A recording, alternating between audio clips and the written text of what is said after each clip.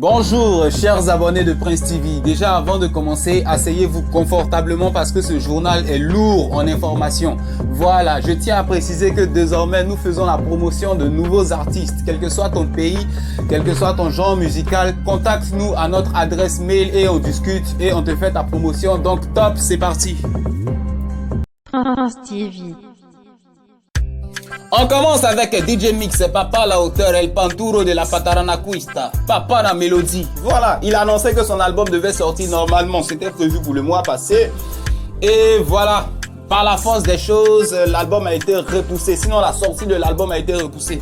Fait marquant, parce que déjà tout était prêt, tout était censé être prêt.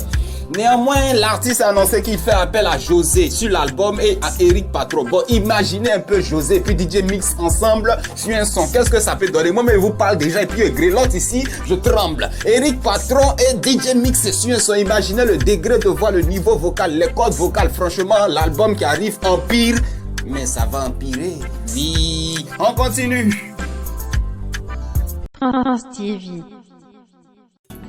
On poursuit avec José, Priscille la talentueuse, José de mise au point, José de diplôme, José de trop de choses.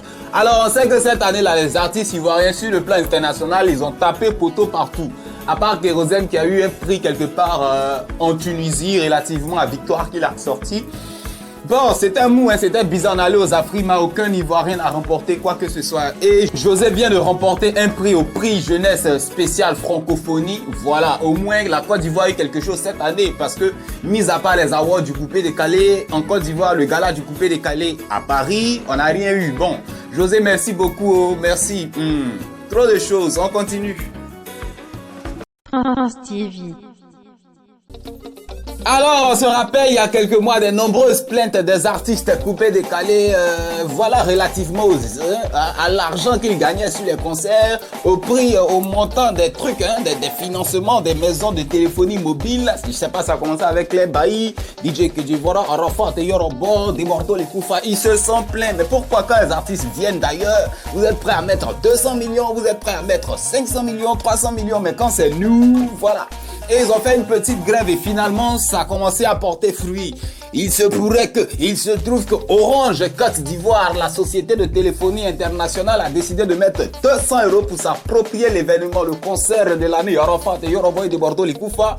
Orange va mettre 200 millions pour récupérer. Donc voilà, la bataille, la lutte à payer finalement. Donc nous aussi qu'on fait une lutte sur YouTube pour essayer de changer un peu le comportement des artistes.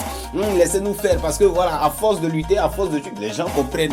Donc le concert d'Arafat de Bordeaux, 200 millions Orange, 200 millions Orange. Franchement, ils n'ont pas parlé dans le vide, ils n'ont pas fait de direct pour rien. Ça a commencé à porter fruit. On continue.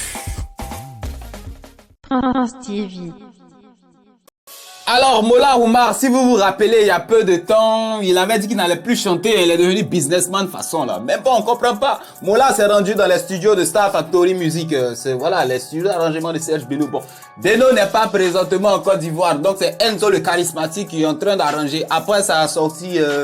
ils ont dit tu vas jamais y arriver, tu vas jamais. Bon, cette fois-ci c'est on verra le sommet. Donc Mola Oumar, bon Mola aussi il chante, hein. Il chante, je me rappelle de ces titres à succès dans les années 2010, 2011, 2000, voilà. Donc Mola qui va pimenter encore la scène musicale. On verra ce que ça va donner avec Enzo le charismatique. Trop de choses, on continue. Prince TV. On poursuit avec Safarel Obiang, la nouvelle menace. Bon, selon beaucoup d'observateurs, de connaisseurs, de fans du coupé décalé, Safarel est en train de perdre un grade. Safarel est en train de perdre sa cote de notoriété. Bon, il était en tournée européenne, je me dis que c'est pour ça. Et puis la fin, son Goumoulik n'est pas trop bon. Il a laissé un peu la boîte à rythme.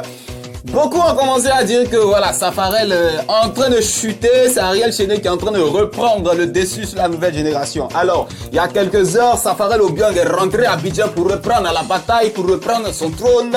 Si vous pensez que Safarel pourra reprendre son trône entre les mains d'Ariel Chéné, donnez vos avis en commentaire. Le prince du coupé décalé est présent à Abidjan, trop de choses, on continue.